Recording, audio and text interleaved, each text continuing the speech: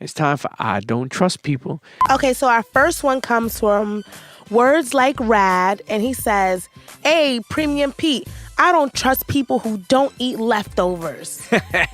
That's a good one because, like, I am 50-50 with that. Mm-hmm. First of all, Chinese food leftovers is fucking banging. Mm-hmm. I don't know what they do to that shit, but if you let it sit for a day or two and throw it up in that microwave, sometimes like my chicken pop, like, if I get like the sesame chicken, the fucking thing, like, right in the fucking microwave, I'm like, oh shit, that's when you know it's real. It's better. But some leftovers is like I'm weird with. Like eggs. But I'll be honest with you, I've come to a point where I'm old enough now where I'm like, nah, you don't need to make that a leftover. Just throw it out. So I don't fuck with all leftovers, but I do fuck with some. And I'll tell you one thing. Chinese food, to me, is some of the best reheated food in the world. I think most food, even Italian, soul food, it's nothing like letting that season and marinate one more day after you cooked it. And then when you reheat it, it's better. Why do you think Mexicans got refried beans? They fry it, they put it in the refrigerator, like, you know what?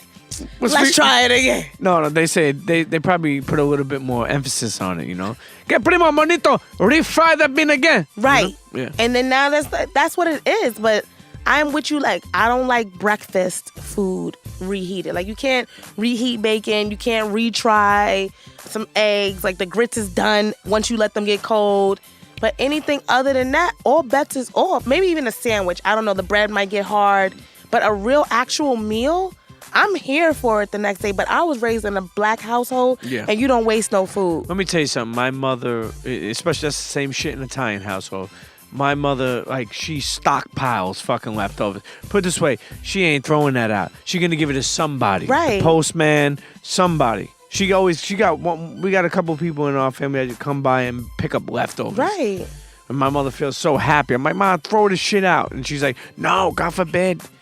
Listen, Ma. That's what I was trying to do at your son's birthday. I was like, wait a minute, where'd the pans go? I was preparing my, like, TV dinners. Like, how you think TV dinner started? Like, Stouffer's was like, Raheem Stouffer was having a birthday party. And his mother like, don't throw that goddamn food away. Y'all better freeze it. That's how leftovers were started. That's how it was started. So what's this kid's name again? That was Words Like Rad. Words Like Rad. Listen, shout out to people who fuck with leftovers. And shout out to Words Like Rad. So our next one comes from I Am Shonston, and he says, I don't trust people that claim they're vegan but have Slim Jim wrappers in their vehicle.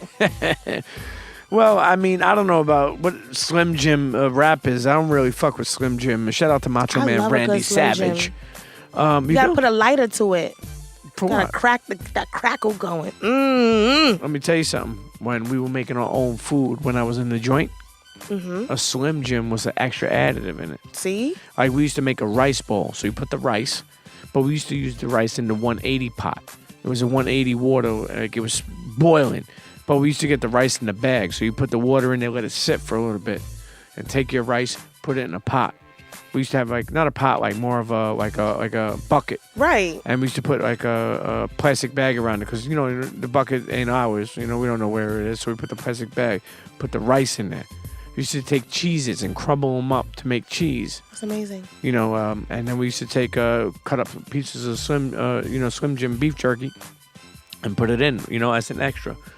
And then we would just take like smoked baby clams. You get them from that was expensive. That was y'all was eating good in the bin. Not all the time, but smoked baby clams was one of the most expensive things in the commissary. Or we would fuck with other stuff, but that's how we would make like a rice bowl with that and get put fish in it. You could get mackerel in there, whatever it was. So did everyone like pool in to make like this like? Depends where I was. I mean, on certain like when I went upstate.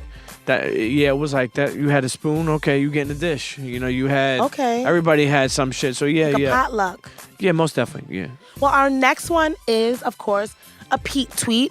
So I don't trust people who wear fingerless gloves, especially in the summer. Most definitely. Listen, internets. I mean, sorry to offend you if I am, but if you're not, if you're in the gym, I'll let you pass with the fingerless leather gloves. If you're in the gym trying to lift that fucking 400 pounds, and stretch your shit out and trying to get your sausage as like a protein bar, Right. I mean, because some of these guys, that's what they want to do. They want to walk around with Speedos. I'll be honest with you, I can never be a gym guy because these people lift weights and then they look at you all hard rock. But I think they don't mean it, but that's just like, like, motherfucker, relax. But I do. I just don't trust people who wear fingerless leather gloves. I don't get it. What if they have just one? It's What, like they for Mike Jack? Yeah. Yeah, but Mike Jack didn't wear a fingerless. I think he was wearing the. So you really shouldn't trust his ass in the summertime. Your whole finger covered.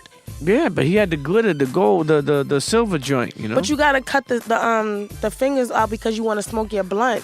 Like you don't want to burn the leather. Nah, I don't trust. When you're taking the pull on the backwood. It's like jorts. Like it's like a half a jean. You ever think about that? I like jorts. But it's a half a jean.